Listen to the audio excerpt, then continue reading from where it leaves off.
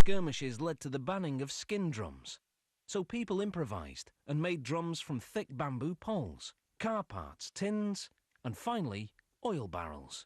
They came up with a whole new sound without skipping a beat.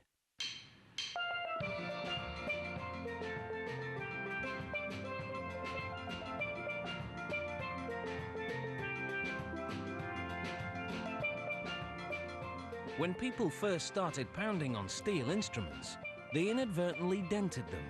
That's how they discovered that each dent produced a different pitch. So now steel drums are dented on purpose. To make a drum head, a circle is cut from a piece of steel.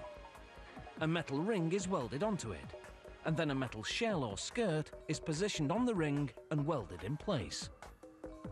The drum is held in a clamp, and the exact center of the drum's head is located.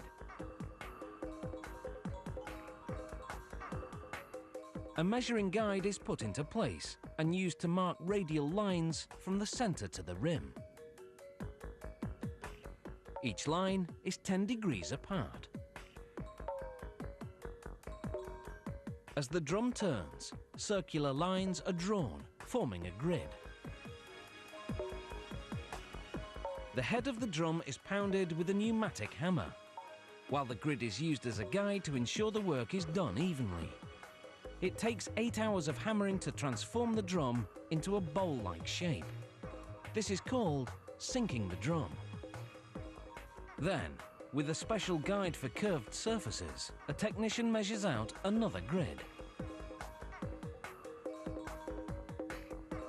He outlines the notes that are about to be hammered out, in this case a high B and an E.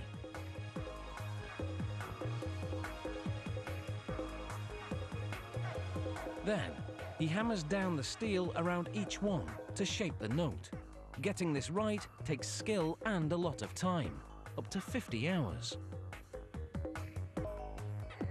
He trims the drum skirt to the correct length and tapes a stencil of the company logo onto the skirt.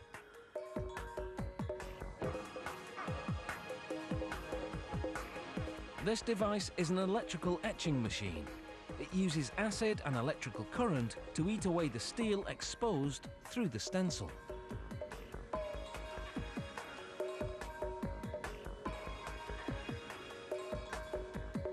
This technician is using an ultrasonic thickness probe. It's pressed against a note. Using high-frequency sound waves, the probe measures the steel's thickness to within a fraction of a millimeter. The notes are ground down where needed.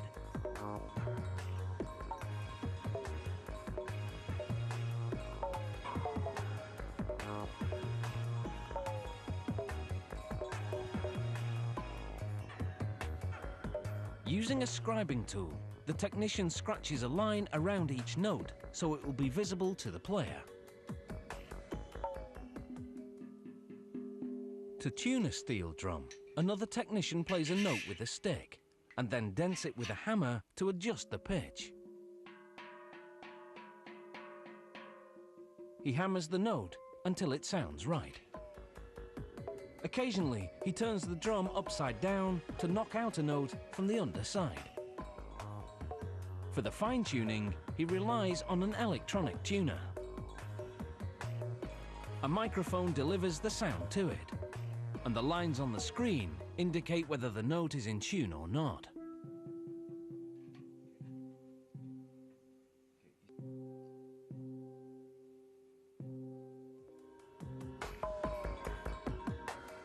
The border of each note is burned using a blowtorch, then cooled down with water. The process tempers the steel, making the notes more resonant. The drum is tuned again and checked for flaws. This particular make of drum is chrome-plated before it's tuned for a final time. It's taken 120 hours to make this steel drum. At last, it's time to take a break and party to the steel band sound.